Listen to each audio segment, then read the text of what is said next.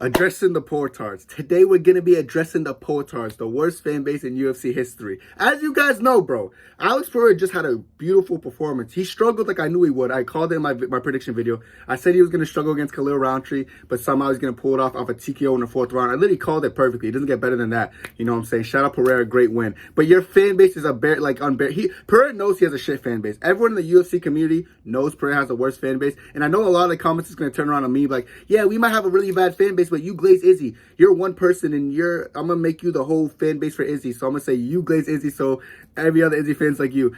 Whatever, bro. You can say I'm the one bad fan. Well, cool. I'm a bad Izzy fan. Sure.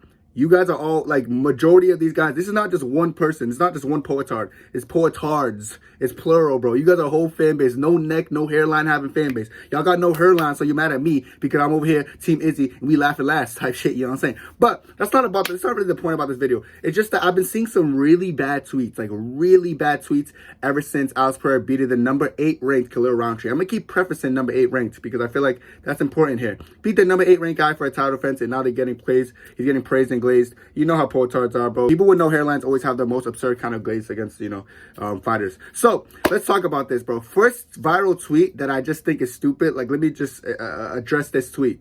Pereira is above Khabib all time now. Because now they have the same amount of title defenses, so the narrative is, okay, he has the same amount of title defenses, so now I like Alex Pereira better, so I'm going to say Alex Pereira is greater than Khabib all time. Let's talk about the title defenses. Yuri Prochazka, Jamal Hill, and Khalil Roundtree. That's the 3 title defenses. What are Khabib's 3 title defenses? Conor McGregor, Dustin Poirier, Justin Gaethje. I'll be real, alone, Dustin Poirier is better than everyone on that title defense resume. Conor McGregor, same thing with him. Justin Gaethje, same thing with him. Yuri Prochazka is probably his best win, unfortunately. Like, I hate to say that the guy with the worst defense in UFC history is probably his best win. The guy who gets, like, nearly knocked out every fight is probably his best win. No offense to Pereira, but here, best title defense was against Yuri Prochazka, who's a punching bag, essentially. And on top of this, bro, these best title defense might be between Dustin, Conor on paper, like, his resume is crazy, he's a double champ. It could be multiple people, but the point being is that Khabib's title defenses are way more impressive. Not only are there more impressive names and more impressive skilled fighters, on top of all that, Khabib also happens to be dominating them in one-sided fashion. I'm not saying Alex Pereira doesn't dominate, because Alex Pereira dominated Yuri and Jamal Hill really well. He didn't dominate Khalil Roundtree. Like I said in my prediction, I knew Khalil was going to make a hard fight, but there's no one who really made it a hard fight with Khabib because he got them out of there within the first. He got Justin out of there within the first 2 rounds. By the time the fight lasted, he was destroying Conor, ground and pounding and breaking his face in before he finished him with a choke. Same with Dustin Poirier. So he was way more dominant. So now we know he has better title defenses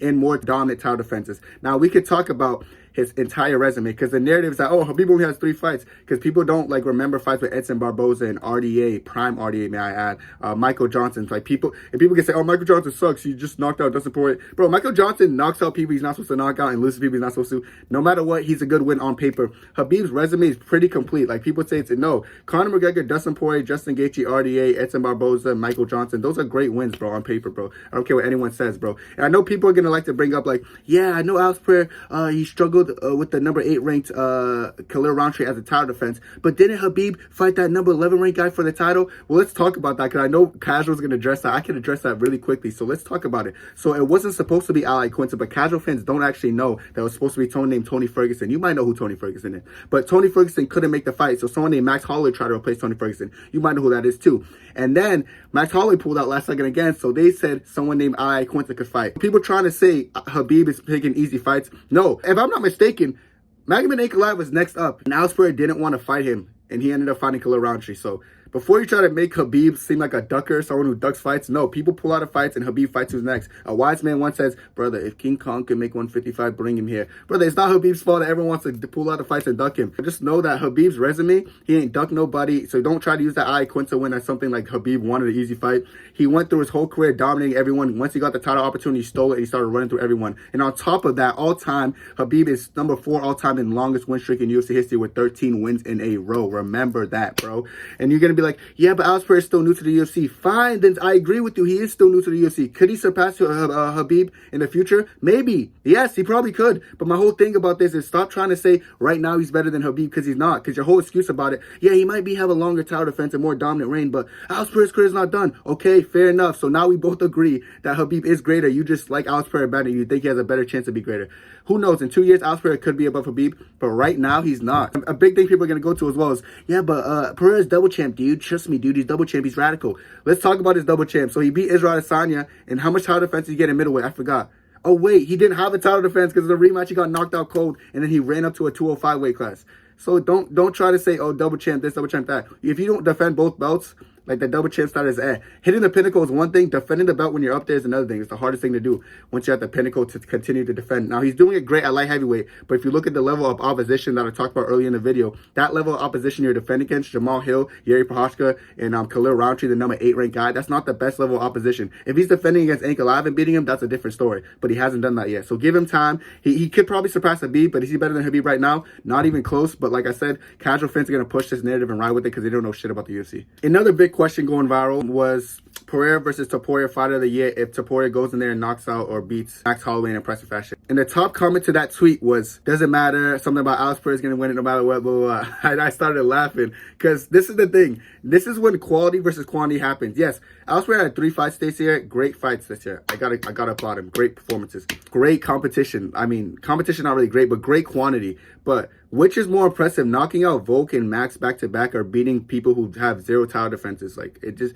I don't even get it. Like, Khalil Roundtree, the number 8 ranked guy, didn't deserve the fight. Like, listen, if Ilia Topuria went in there and fought 4 times this year, like, you know, knocking out Yair Rodriguez, knocking out Brian Ortega, then fighting fucking, I don't know, like, Dan Ige or Diego Lopez. Like, if he did that, I wouldn't think that's as impressive as knocking out Volk and knocking out Max. Maybe this is my opinion. Like I said, some people don't really care about quality of opponents. You just care about how often you fight. If that's the case, then like Kevin Holland in 2020 is the best fighter of all time because he fought 5 times in that year and won 5 times. So that's a way better run than what Pereira is doing right now. I can make that argument because if your whole thing is quantity over quality, then yes, I'll agree with you. Yes, Pereira should win fight of the year. But if Ilia goes in there, puts on knocked out Volk, then puts on a masterclass and knocks out Max Holloway, there's no way I'm gonna say Alex Pereira is the fighter of the year. Like I said, this might be different opinions, but I just don't know how people can compare Volkanovski to. First of all, Volkanovski win itself is better than anything Pereira did all year.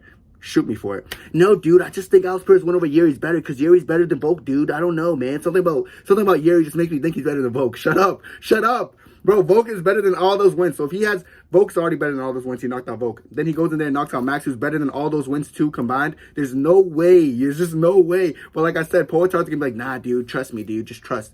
I can't explain why, but just trust me. And I'm not gonna be surprised if he does win fight of the year, just because, like I said, casual fans love him, so that means the UFC makes money, so the UFC loves him too. I get it. But if Topuria beats Max and Volk, that's way better than beating Yuri, Jamal Hill, and Khalil Roundtree. And if I'm wrong about that, I'm wrong. If you think Max Holloway and Volk are like some shitty fighters like Khalil, number 8 ranked guy, Jamal Hill, and Yuri, then you think they're shitty. I just don't think Volk's shitty, and I don't think Max is shitty. So I prefer them more than who Alex Pereira is fighting, but I could be wrong, could be different opinions. I don't really care. Have your opinion. And another big thing I saw is that Alex Pereira is getting so much praise because, oh, he went into the fight and he was going through so much, oh, he was sick, he was this, that. He was going through so much sickness, bro. He went on the post-fight press conference and said all this stuff he was struggling with.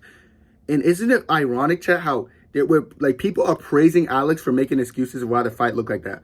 But when any other fighter makes this, there was a time that even Poatan after the DDP fight, he said something that like, oh, maybe Izzy was injured. Then I swear to God, I posted what Alex said. Then everyone started hating on me. They started hating on Izzy. They're like, oh, why is Izzy making excuses? Bro, Pereira said it. And then Izzy quote tweeted it saying whatever he said. Pereira was the one who brought it to light. And everyone's like, yeah, I agree with Pereira. I think Izzy was hurt. And then once Izzy like quote tweeted, oh, what the hell, bro? Izzy, why are you making excuses, dude? Take the L on the chin. I think it's hilarious. I think it's hilarious how if any other fighter looks like they're making excuses or making some kind of excuses, they're going to get shit for it.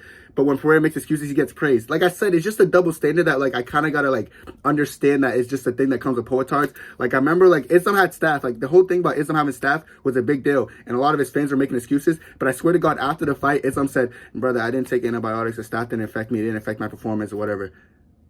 He didn't make any excuses. He could have easily ran with that narrative, but he didn't make excuses. He had Poetan over here just saying like, yeah, dude, I was hurt. I was sick. That's the only reason I struggled. And everyone's like, yeah, man, I knew it. You're a king.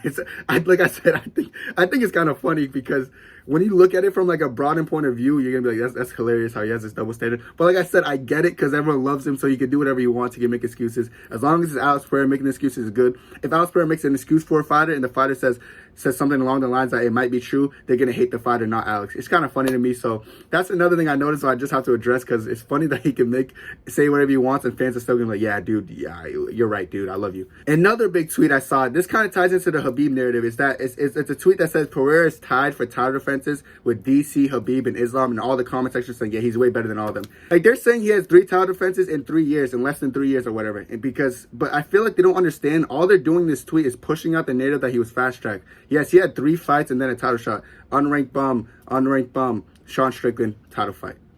Say what you want. Like, he fought unranked fighters twice, and then a ranked guy who wasn't even in the top 3 then got a title shot. So say what you want about it. It was undeserved, cool. But did he fast track him? Cool. Why not? I'm not mad at fast tracking Alex. But the thing about DC is that before he had a UFC title, he had to win 12 fights, including Strikeforce. He won 12 fights. Khabib had to win 9 fights before he even got that title shot against Quinta when all those people pulled out. Islam Makhachev had to win 12 fights in the UFC before he got that title shot to pull out. So yes, if Islam got 3 fights in a title shot, Khabib got 3 fights in a title shot, it'll be a very different story. Like, I hope people understand, like, give Khabib and Islam 3 fights in a title fight. See how long of a reign they would have had. But I feel like what people aren't, like, fully understanding is that, yes, Pereira's privileged, and you guys put up tweets like, oh my God, Pereira's already tied with these guys in title defenses only in less than 3 years. But you guys aren't realizing you're just pushing the propaganda that he was fast-tracked. And I knew he was fast-tracked. It hurts Pereira fans to, like, admit that, like, yeah, dude, he was fast-tracked. That's why he had so much success. You fast-track Hamza, give him 3 fights in a title shot, guarantee he would have been very successful too. My point is, you give anyone 3 fights in a title shot and they're a good fighter, they're going to continue to be good. It's not a surprise to me, at least. Like, I don't know why people try to cherry pick these stats like he's already graded in these fighters all the time because he got fast-tracked. Like I said, yes, he has the same amount of title defenses. The reason he's going to be hard for him to surpass guys like this because they had a long-ass win streak prior to it. It's like they didn't get given a title shot. Everyone's ducking them. They have to go through the whole fucking division before they got the title shot, unlike Pereira, who was fast-tracked just because he knocked out someone named Israel Adesanya, who was looked at as one of the middleweight GOATs 7-8 years ago. That's why he got the fast track. And so it is what it is. It's one of those scenarios where, like, you just gotta, like, see it for what it is. Like, Poetards are gonna keep posting out tweets, not realizing that they're making themselves look bad, like, in hindsight. But yeah, that's another big thing I saw. And the last thing I saw was, like, someone was like, oh my God, Khalil Rountree chin makes no sense. How did he eat all these Pereira punches? And, like, how did Johnny Walker knock him out? Honestly, I don't know if this is a hot take to you guys, but I feel like people don't understand that he doesn't have one-punch power. Like, people think he has one-punch power, hits you once, you go to sleep. He's never had a one-punch knockout in his entire career, like, literally. Like, I don't think he's ever put out anyone out cold from one punch. Yes, in his debut, he put out someone out cold with one knee. I think he was out cold, but, like, even Sean Strickland fight, he didn't put him out cold. Sean Strickland got up, he's like, oh, fuck, I got knocked out, crying about it. And then, Izzy, in their first fight, when he TKO'd Izzy, still moving his head, was still standing, and they stopped the fight. Jan Blachowicz ate all his punches. Yuri Prochazka in the first fight, early stopper. Second fight, good head kick, wasn't a one-punch knockout power, though. Jamal Hill, he dropped him with one-punch, followed up shots. He just never had a clean one-punch knockout that, like, left someone out cold, like Francis Ngannou doing the Alistair Overeem, all this stuff. So he doesn't have one-punch power. So when people are saying, like, Khalil's chin makes no sense, how was he eating all these flesh punches? It's just because he doesn't have one-punch power. So that's just a quick thing I want to address. But, bro, that's it, bro. That's what I had to address because, like, some of these tweets are bizarre to me. They're hilarious to me. I know the comment section is going to be filled with people that are saying, yeah, but it's Kenny talking about Izzy, bro. How hypocritical. Or it's Kenny doing this. It's Kenny doing that. But they're going to try to they're going to do anything to, like, ignore the facts I just said in this video because they're upset. Everything I said in this video is true. There's nothing I said that was a lie in this video. Every single thing I said in this video was factual. So the comment section is going to be filled with Poetards who are just defending him. But still, who cares, man? You're still the best, man. Fuck you, Kenny. Go cry in the comments. I don't give a fuck. For the people who came here to actually hear facts and they heard the facts, bro, you're welcome, bro. And that's it for me, bro, and God bless. 2, 3, 4.